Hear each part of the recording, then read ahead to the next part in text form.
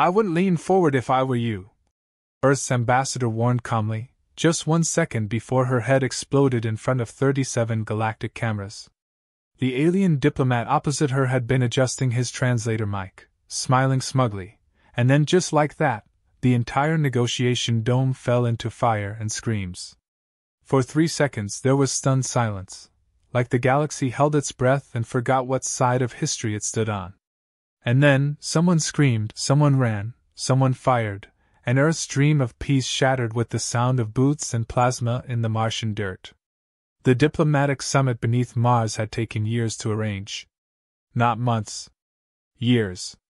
Hidden beneath a red mountain and protected by nearly 2 kilometers of alloy and security code, the Grand Interstellar Peace Dome was supposed to mark the beginning of something radical. Peace. Trade. Rebuilding. Earth had crawled from the ashes of nuclear collapse to sit at the table with galactic powers, offering humility and infrastructure in exchange for respect and cooperation. It wasn't much, but it was honest. Or so the humans believed. They didn't know that 4 Dominion shock soldiers had already been embedded inside the Atari delegation. They didn't know the MAVEX general had been bribed to look the other way. And they certainly didn't know that the very moment their ambassador raised her hand to propose open border diplomacy, she had already been marked for execution. The first shot was precise, clean. A sniper blast to the neck. The second took down her aide. The third set off a panic, and the fourth hit a security bot that, in its confusion, returned fire at the wrong delegation. Within 30 seconds, 9 delegates were down, including 2 from the neutral Havana coalition, whose people hadn't even brought weapons. By the 1-minute mark, the Peace Dome had become a tomb. What followed wasn't justice. It wasn't war. It was worse than either. It was blame. And Earth got all of it. The Galactic Council declared the summit compromised and immediately severed Earth's diplomatic communication nodes. A forged video file began circulating in elite military networks, Earth soldiers attacking first, unprovoked, edited to show plasma fire from what looked like human sidearms. The original footage was wiped, or so they thought. But in a nearby observation pod, a freelance Terran journalist named Riley had kept her private drone rolling, tucked quietly into her hairband. What she caught would change the galaxy's opinion of Earth, but only too late. The real video, raw and uncut, showed the truth: Earth never fired first. They didn't even get a shot off. Riley's footage caught the alien sniper lowering his weapon after the kill. It caught the MAVEX smirk. It caught the panic in Earth's guards, who hadn't expected an attack at all. She uploaded it immediately. It didn't save the ambassador, but it would light the fuse of everything that followed. Back on Earth, as the footage spread, politicians tried damage control while the people screamed for blood. The Secretary of Defense was cornered by a dozen senators in a midnight session. One line kept repeating through the shouting. "We have to send someone. We have to send a message." It wasn't a military strike they wanted. Not an invasion. Earth didn't have that kind of fleet yet. What they had, buried under 20 meters of reinforced ice and silence, was a man the galaxy had almost forgotten. Rowan Voss. The war criminal. Convicted in absentia 31 years ago for violating 16 interstellar codes and rewriting 4 more. A man who had dropped a moon base on a weapons factory, reprogrammed an AI fleet to turn on its creators, and once reportedly walked into an enemy's capital unarmed and left without leaving a single living being inside. He had vanished after the courts sentenced him to permanent cryocontainment. Earth's greatest monster, some called him. Others? Their only hope. The cryovault in Greenland had only one occupant.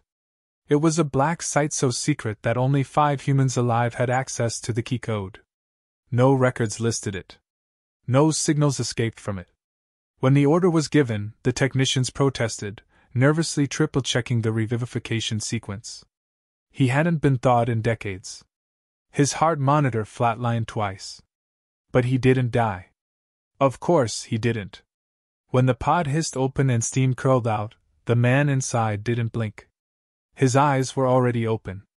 Rowan Voss sat up, naked, scarred, his frame wiry but compact with dense, old muscle. One of the guards flinched. Another backed up involuntarily.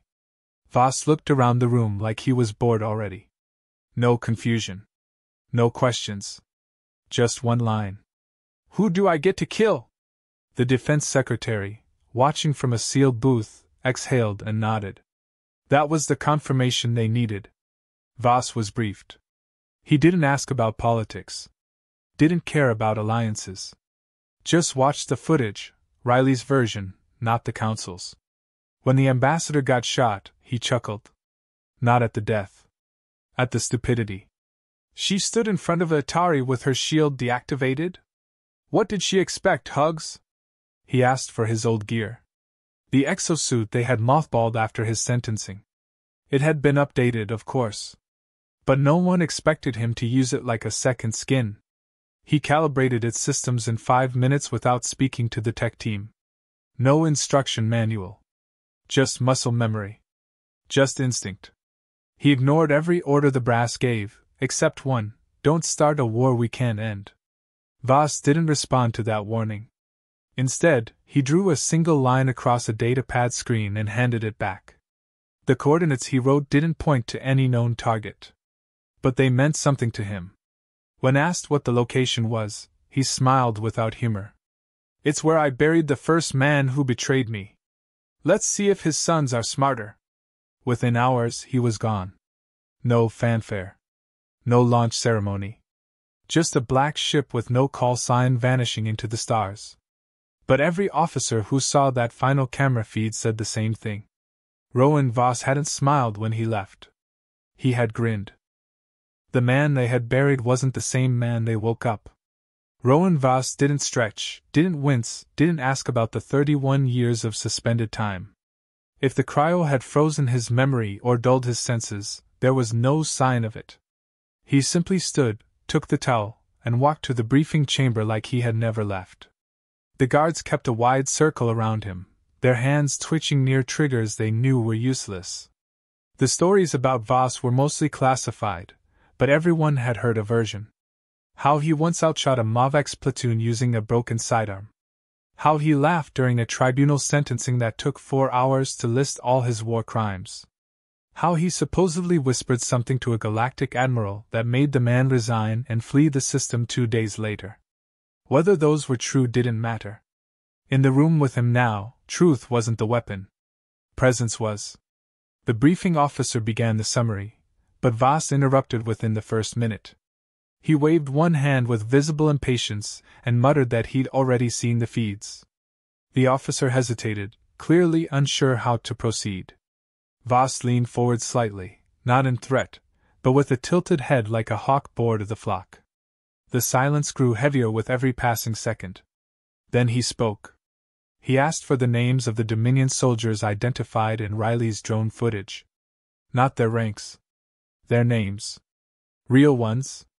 He asked for the location of their homeworlds, their known families, their last public movements. He didn't care what rank had ordered the strike. He wanted the ones who pulled the trigger. The defense secretary authorized a limited file. Voss memorized it in under 3 minutes, muttering names softly under his breath. Then he asked for access to the Black Site's weapons archive. When told he could select from standard ops gear, he smiled for the first time since waking. It wasn't a warm smile. It was the smile of a man being handed a paintbrush just before a massacre. He chose the Mark IV exosuit, the prototype banned from deployment after the neural sync crisis. Its AI had been declared too aggressive, too independent. It bonded with its operator so thoroughly that anyone with fear or hesitation risked being overtaken by the armor's own decisions. Voss wore it like a second skin. When one technician commented on the model's outdated software, Voss replied without looking, "The suit doesn't need to learn. It remembers." They tried to debrief him further, to explain the political tightrope Earth was walking. The pressures from the outer colonies. The economic sanctions being whispered into existence. The galactic news cycles already framing Earth as a rogue planet. Voss didn't interrupt this time. He just blinked slowly. Then he pointed at a still image of Earth's ambassador moments before her death. He said she blinked twice in her last second. It was a reflex, not fear. That detail had stuck with him. She died expecting peace. That, more than anything else, made him angry. He was given a black vessel with no insignia and no transponder. Its hull was laced with heat-scattering particles, rendering it invisible to most radar sweeps. It carried one chair, one bunk, and a weapons locker modified to respond only to Voss's biometric print. It wasn't a military ship. It was a denial package. Earth wouldn't admit it existed. Wouldn't retrieve it if it was captured. Wouldn't even confirm it was one of theirs.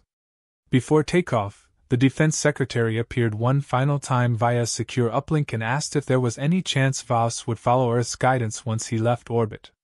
Voss only said, "You're assuming I haven't already left." And then he did. His first stop wasn't strategic. It was personal. A Dominion cargo freighter en route to the outer colonies had been marked as a possible resource vessel for the shock troops. Voss didn't hail them. Didn't warn them. He landed directly on the ship's top hull using a silent magnetized pod and breached through the cooling vents. The crew of 9 didn't have a chance. He didn't kill them all. Only 5. The ones with active weapons permits and matching insignia. He disabled the ship's drive, stacked the bodies neatly in the cargo bay, and left a note written in their own language. It read, "Not retaliation. Calibration." The freighter's emergency beacon was picked up by a neutral Havana scout ship 2 days later. The footage went viral across 6 systems. Voss was wearing no helmet in the ship cam. Just walking calmly, face fully visible, past terrified crew who he left untouched. A former Galactic intelligence analyst who watched the clip reportedly muttered, "This is a message, not a raid." They were half right. After the freighter, things escalated. A MAVEX orbital refinery went dark. Engineers found the system's entire oxygen filtration replaced with inert nitrogen and the crew unconscious but unharmed, left taped to chairs in the mess hall. In front of them, a single Dominion rifle disassembled and soaked in engine coolant, with a note saying, "Wrong war." A Dominion listening post in the Astor Belt sent a distress ping seconds before going silent. When another team arrived, they found the entire server core melted, but not from explosives. From focused microwave radiation beamed directly from an external drone. Surgical. Clean. Voss left behind only his initials, carved into the hull using a plasma torch. No blood. No deaths. Just fear. Back on Earth, debate turned to panic. The media demanded to know who was carrying out these attacks. The military said nothing. Civilian conspiracy boards exploded with theories. Some said it was an alien rebel using human tactics. Others thought it was a ghost fleet. But those who mattered, those in power, knew the truth. Rowan Voss was loose. And he was only getting started. The Dominion officially denied involvement in the Mars attack but refused to turn over the shock troopers and the footage. Instead, they sent a fleet to patrol near Earth's trade routes, citing security interest in unstable sectors. Earth couldn't engage them openly. But Voss could. And he did. He hacked the fleet's outermost satellite, disabling their long-range scanners. He rerouted their own communications back into their hulls, creating signal loops that triggered system-wide malfunctions. One of the Dominion destroyers had to be evacuated after its atmosphere regulators reversed pressure flow. Nobody died. But their fleet limped back across neutral space with half its systems in reboot. Voss broadcast one sentence across all frequencies before vanishing again. "This is restraint." Across the galaxy, whispers began. Not just of a rogue human, but of something worse. A man who didn't seek war, but used fear like a language. The war criminal wasn't committing war crimes. He was proving he didn't need to. And that terrified everyone more than violence ever could. The Dominion had never feared Earth's armies. They had dissected Earth's fleet capabilities long before the peace talks and found them primitive. They laughed at Earth's orbital defenses, sneered at their AI integration rates, and dismissed their tactical patterns as nostalgic holdovers from a crumbling world. But they had not calculated for Voss. No algorithm could anticipate a man without rules, without country, without hesitation. He was not an army. He was a contagion. A phantom who chose his targets with surgical cruelty, and moved with the indifference of a force of nature. No two strikes were alike. No patterns emerged. But every target had a reason, and every reason was a message. His next appearance was on Karas 6, a swamp-covered moon on the edge of Dominion space. A joint bioresearch facility sat there, protected by minimal guards due to its low strategic value. It had been used as a dumping ground for post-war DNA sequences, forgotten genetic weapons, and failed biological prototypes. But buried in its vaults were documents signed by two of the officers present at the Mars summit. The ones who had smiled when the ambassador died. Voss didn't need an army to break in. He landed during an electrical storm, used the atmospheric discharge to mask his approach, and slipped through the power grid like he had written its wiring himself. By the time the third bolt cracked the sky, the central vault had already been purged. He hadn't destroyed it. He had uploaded everything to an open system and left a data trail pointing straight to the Dominion's internal corruption logs. Then he walked out the front gate, passing through deactivated turrets like they were lawn decorations.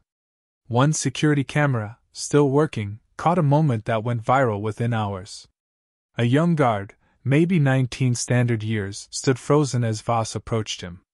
The kid held his rifle with shaking hands but didn't fire.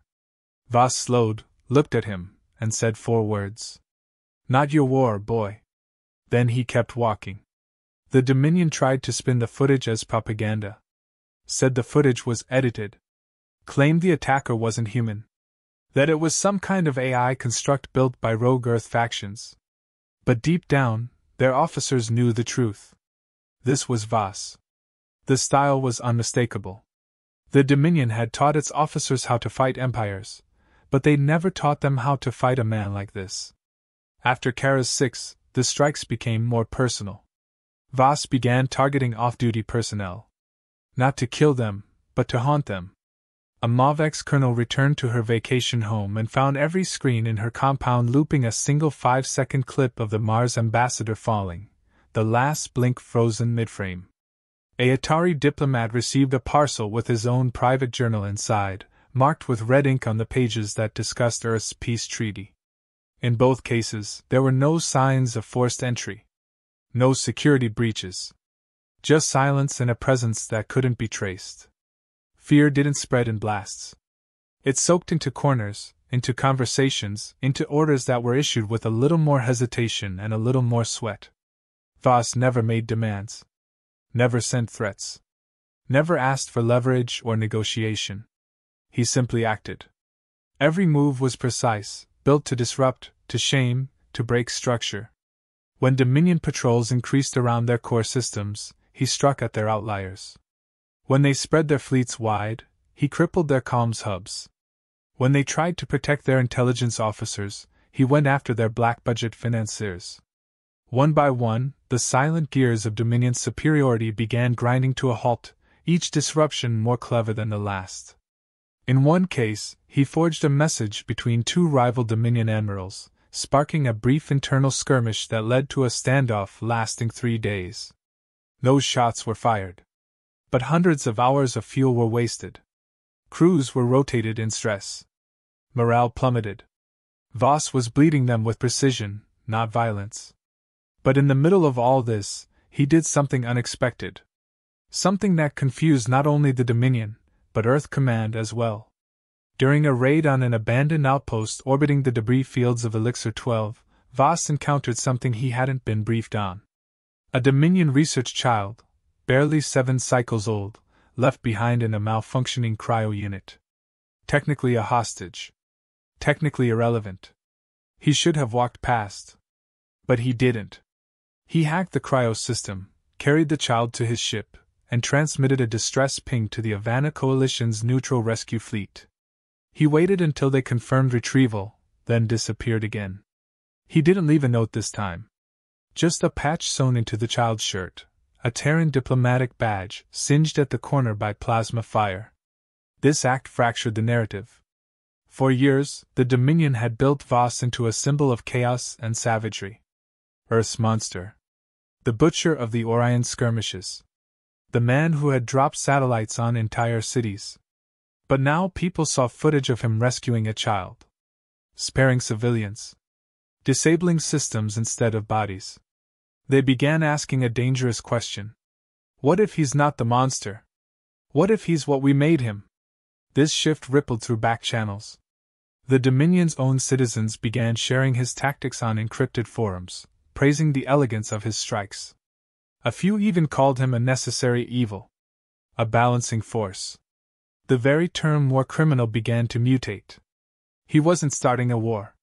He was ending one that never got declared.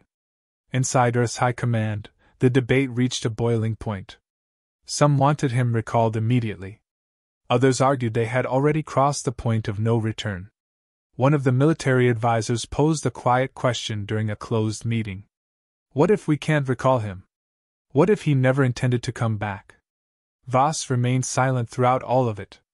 To him, the mission had always been personal. The peace talks weren't about Earth's future. They were about betrayal. About a promise shattered before it ever took form. Every action he took was designed not only to destabilize the Dominion but to expose the lie they had built their power upon. It wasn't just retribution. It was revelation. He didn't need to be right. He just needed to make them remember what they had done. And in that, he was succeeding. The leak wasn't planned by Earth. It wasn't authorized, sanctioned, or even predicted. It simply happened.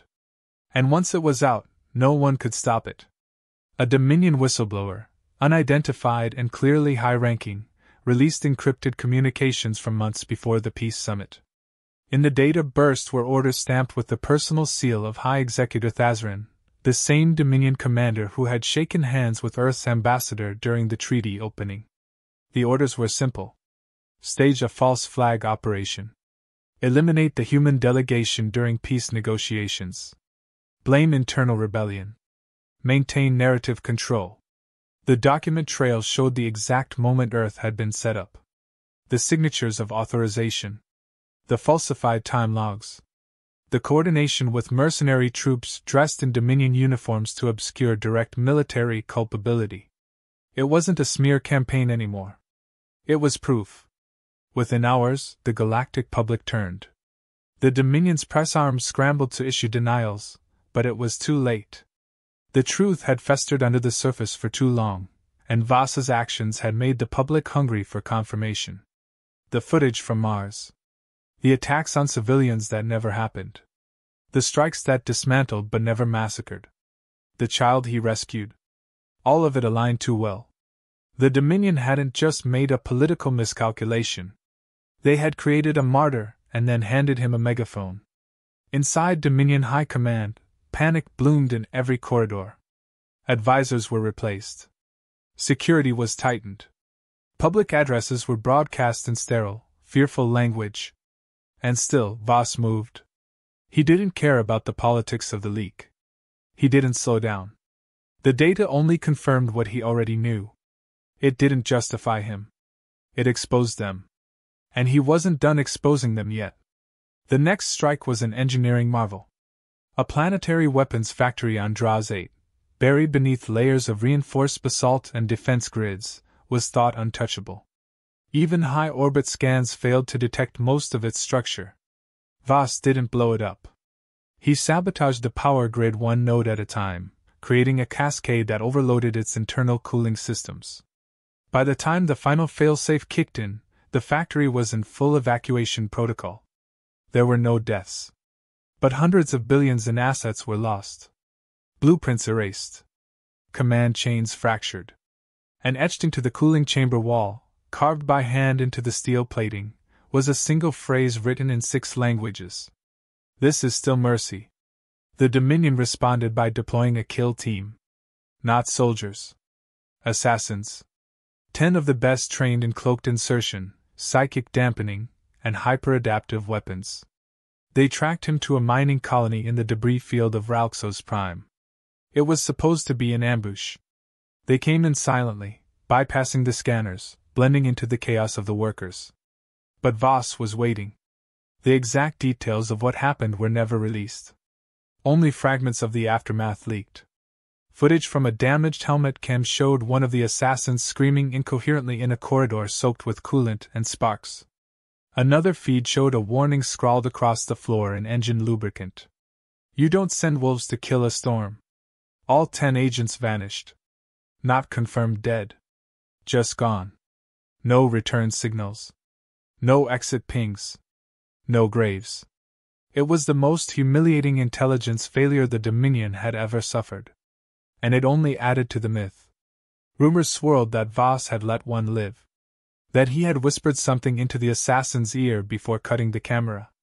That the man now lived in hiding on a jungle moon somewhere, unable to sleep, unable to speak. Meanwhile, Earth was in crisis control. Public support for Voss had fractured into 2 extremes. One side viewed him as a necessary blade in a world too broken for laws. The other feared what he had become and questioned whether he was still acting in Earth's interest at all. The president held a press conference, carefully worded, in which she neither condemned nor supported Voss's actions. Instead, she called for galactic accountability and structural reform. Her tone was diplomatic. Her eyes were exhausted. Inside Earth's military command, new conversations began to surface. Could Voss be recalled? Was he even traceable anymore? Would stopping him now trigger backlash from those who had begun to idolize him? An admiral suggested offering him a target, something that would give him closure. Maybe then he would stop. But no one knew what closure meant to Voss. He hadn't asked for anything. Hadn't demanded a single political concession. He wasn't interested in courtrooms or reparations or televised apologies. He was making a point. And that point was growing louder. The Dominion finally blinked. Their outer sectors were beginning to destabilize.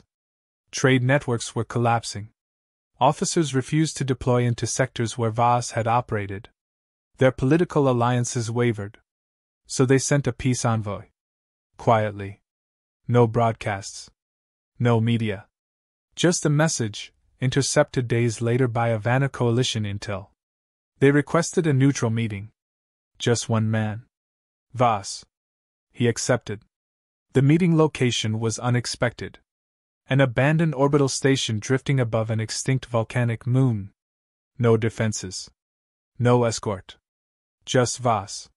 When Earth's advisors heard of the meeting, they demanded it be stopped. They feared a trap. Voss ignored them. He had already boarded his ship. The last signal he sent was not encrypted. It was a short transmission broadcast on an open frequency. Bring the ones who signed the order. Or don't come at all. The Dominion arrived with a small escort, just 4 dignitaries. They docked cautiously, checked for traps, and entered the central chamber. Voss stood alone at the far end of a long steel table, hands folded behind his back. The room was silent except for the hum of failing generators. He didn't raise his voice. Didn't move. He asked them if they remembered her name. The ambassador's name. They did not answer. He asked if they remembered the name of her daughter. Of the guards who died shielding civilians. Of the janitor whose body was never recovered. Still no answer. He opened a case beside him. Inside were 6 data chips. Each one contained proof. Logs. Orders. Confirmations. He slid them across the table, then tossed a small square card next to them. A ship's access badge. Their personal cruiser's override key. He told them to leave. And then he told them not to come back. One of the dignitaries asked why he didn't kill them. His answer was quiet. Because your deaths wouldn't mean anything. Your surrender will. They left in silence. Voss stood alone as their ship detached and faded into the stars. But he did not leave. Not yet. They thought the war was over the moment they walked away from that station. The Dominion dignitaries believed that surrendering in silence would close the wound, that their retreat would be enough to satisfy the storm they had awakened. But Rowan Voss did not vanish into shadow or return to Earth with a mission accomplished banner. He stayed. As their ship burned its way back into safe space, Voss remained on the crumbling orbital relic, walking its empty halls like a priest in a ruined temple. There were no words spoken, no farewells, no confirmation of success. Because for him, success was not the same as peace. Success was measured in memory. In what they would never forget. The station's reactor was dying. The Dominion had chosen the location specifically because it was unstable. Their quiet hope was that the meeting would be concluded before the station collapsed. Or that it would collapse with Voss still inside. But they hadn't accounted for the fact that Voss had arrived early. That he had mapped every corridor, rerouted the backup power, and mined the exterior hull before they ever showed up. The moment their ship disengaged and faded from sensor range, he opened a private uplink to a dead frequency long buried in Earth's archives. The voice that answered was synthetic and cracked, belonging to an old AI system retired after the Second Expansion War. Confirmation code received. Detonation protocol initiated. He gave no speech. No final warning. He simply pressed one button on the underside of the long steel table where they had sat, and the entire outer ring of the station peeled off into space in a slow, silent bloom of fire and shattered alloy. It was not meant to kill. It was meant to leave a scar. The Dominion's cruiser caught the flare on rear sensors. The dignitaries turned, watching the blaze light up the darkness behind them, and understood then that Voss had chosen not to kill them. He had chosen to make them live with the knowledge that he could have. Reports flooded the galactic net within minutes. A second explosion, a larger one, registered in a quiet asteroid belt hours later. It was the destruction of a covert weapons cache the Dominion had denied for years. The one Voss had mined before ever contacting them. Then another flare appeared near the Varkon Nebula. A rogue satellite containing the encryption codes for Dominion private intelligence was burned alive in full view of an Havana patrol. The message became unmistakable. The war criminal hadn't walked away because the war was over. He had walked away because he had changed the terms. On Earth, people celebrated. In major cities, murals of Voss began to appear overnight. Not painted with blood or violence, but with quiet reverence. Some showed him standing on the edge of broken planets, others walking through rain with a child in his arms. But beneath every image, one phrase became common. Never again meant something. Earth's leadership didn't know how to react. The military wanted to issue a classified status on everything Voss had done.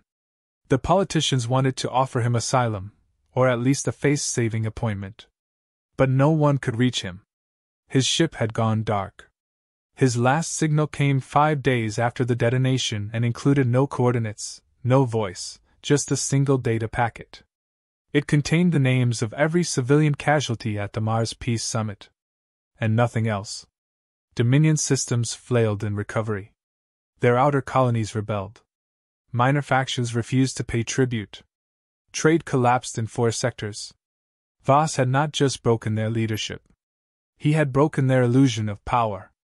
Now they were forced to negotiate openly, to share control, to publicly acknowledge the lie they had sold their own people. He hadn't killed their empire. He had made them doubt it.